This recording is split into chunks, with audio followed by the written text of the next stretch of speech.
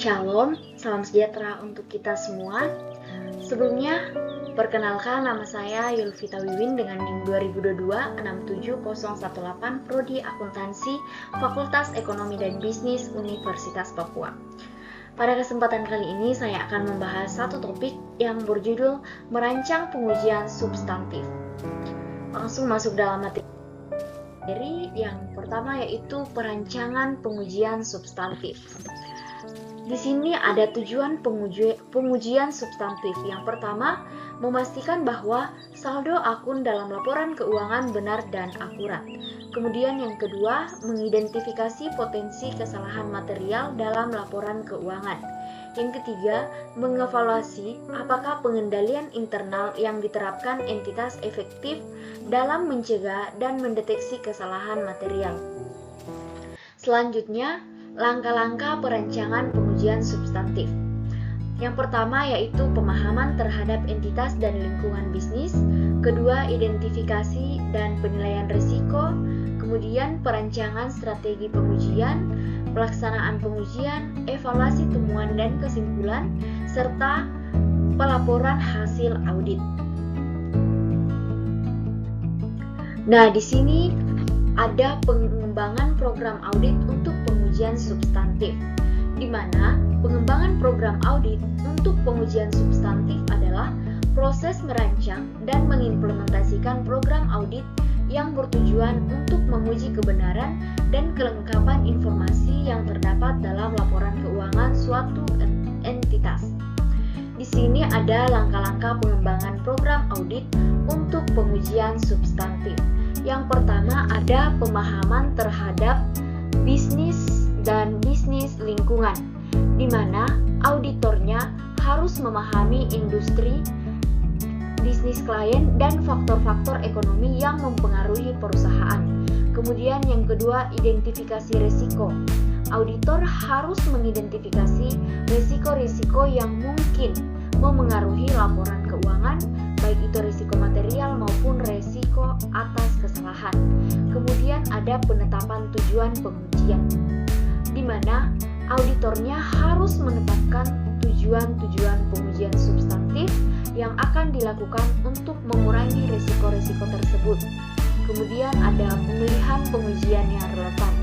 Berdasarkan pada risiko dan tujuan yang ditetapkan, auditornya harus memilih metode-metode pengujian yang tepat seperti pengujian saldo akun, pengujian transaksi, atau pengujian proses. Kemudian ada pengembangan program pengujian. Auditornya harus merancang program pengujian substantif yang mencakup jenis-jenis pengujian yang dipilih, jadwal pelaksanaan, serta alat dan teknik yang akan digunakan. Kemudian berikutnya pelaksanaan pengujian.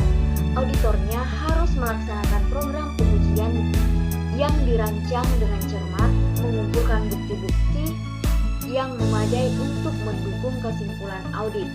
Kemudian analisis hasil pengujian.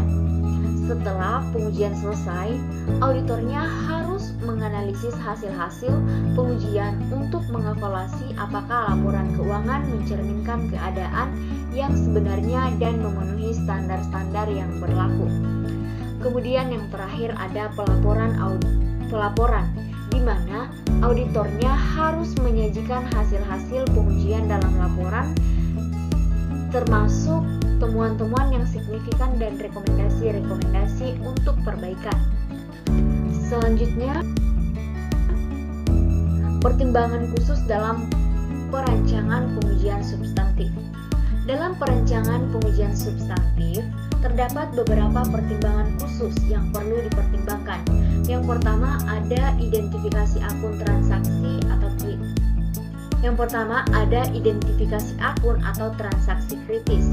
Kemudian yang kedua, pertimbangkan kompleksitas transaksi atau proses bisnis. Kemudian yang ketiga, evaluasi pengaruh SPI. Kemudian yang keempat, tentukan jenis bukti yang dibutuhkan. Kemudian pilih sampel representatif. Yang keenam, integrasikan dengan pengujian lainnya.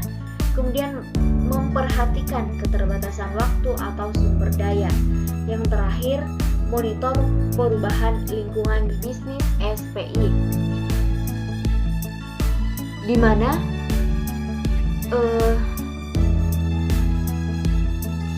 monitor perubahan lingkungan bisnis SPI ini yang merupakan pertimbangan khusus yang terakhir itu kita harus tetap memantau perubahan dalam lingkungan bisnis atau SPI yang dapat memengaruhi risiko atau kebutuhan pengujian substantif. Sekian dari pemaparan materi saya. Kurang lebihnya mohon dimaafkan. Semoga bisa dimengerti atas penjelasan saya. Sekian, terima kasih. See you.